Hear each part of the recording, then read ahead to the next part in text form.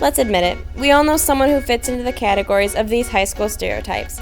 But have you ever thought about what your teachers were like when they were 17? Today we bring you an insight into the teenage years of some of your very own Maryville teachers.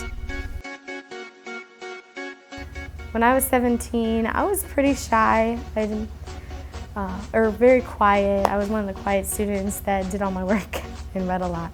My personality, I was very quiet, didn't talk to too many people, just came here, did what I had to do in the classroom. I was pretty education-oriented and athletic-oriented with soccer. And I only talked to my specific group of friends, really. Personality-wise, I got along with everybody. I was very quiet and shy, and didn't speak out in class. Basically, sat there and did what I had to do so I could move on to the next class. I was involved in yearbook, and I was in volleyball, and I also did band. I played the French horn. I was involved in soccer here at the high school, and that's really all I played here at the high school. I was involved in one thing, wrestling. I wrestled all through high school. I wrestled summer, spring, fall, winter, and that's what I did. At the time, I listened to a lot of emo music, like Dashboard Confessional. I loved the All-American Rejects. When I was 17, and Fall Out Boy was just getting big, and I really loved Fall Out Boy. Movies, I liked anything that was horror films, and TV. I don't know, Dawson's Creek was a big show at that time. Music that I liked when I was 17, a lot of the same music I like now, obviously. Pink Floyd, REO Speedwagon, Led Zeppelin, of course, Milli Vanilli. Different movies. I really didn't have too many favorite movies or specific focus on movies then.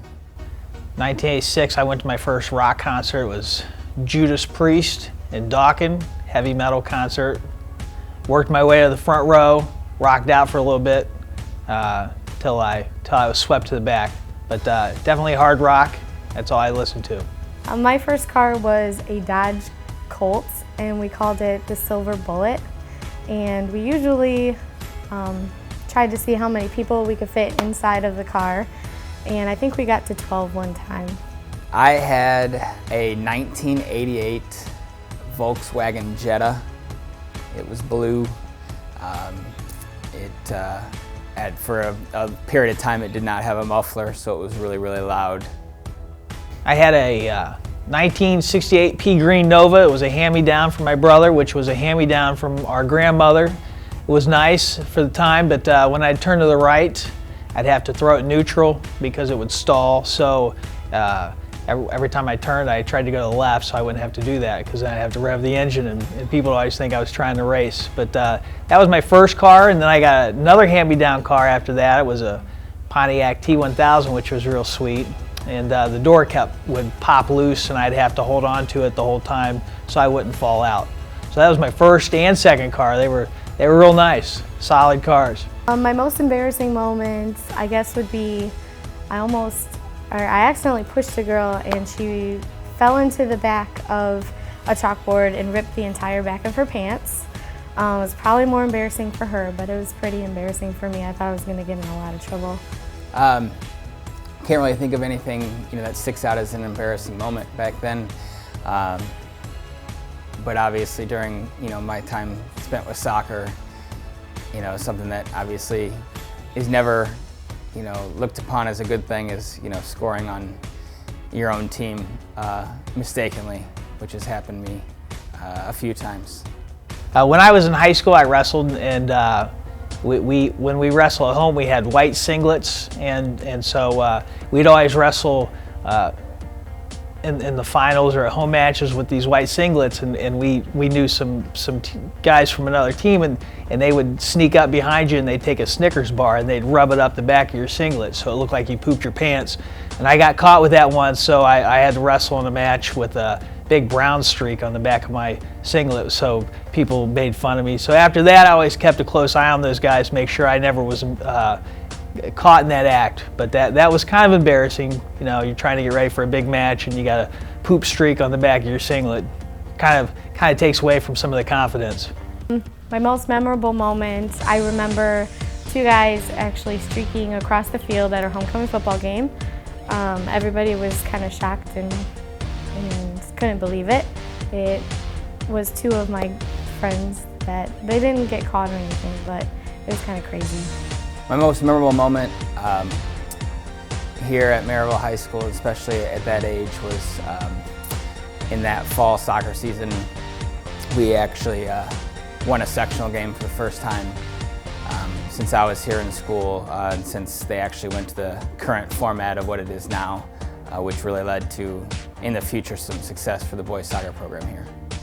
I don't know if it's most memorable, but I was happy to graduate. I do remember also going into my school counselor, and he kind of sat me down and said, you know, here are your test scores for getting into college, and he said straight out, you'll never do any better than this. So, you know, he kind of made me feel like I'd done maybe a little more than I should have.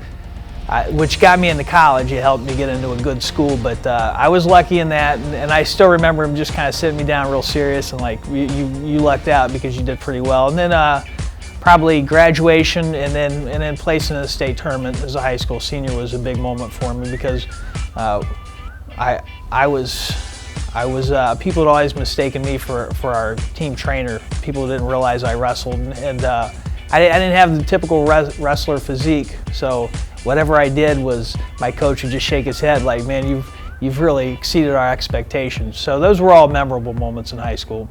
My advice is to join as many things that you can, be as involved as you can, because that's the best time of your life, and you'll always remember what happened in high school.